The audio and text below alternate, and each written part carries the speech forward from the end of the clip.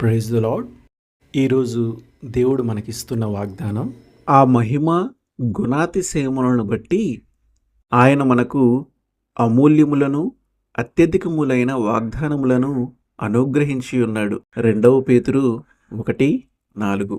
దేవుడు నిన్ను విశ్వాసిగా ఎందుకు చేశాడంటే నిన్ను పరీక్షించడానికే.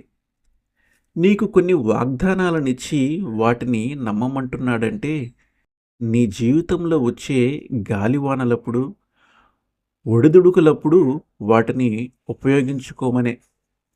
ఈత కొట్టడానికి పనికి వచ్చే లైఫ్ బెల్టులు మనకు షాపుల్లో కనిపిస్తుంటాయి. అవి షాపులో ప్రదర్శించడానికి తప్ప నిజంగా వాటిని కట్టుకొని నీళ్లలో దిగితే పనిచేయవు. దేవుడు ఇచ్చిన వాగ్దానాలు ఇలాంటివి కావు. ఆమెన్.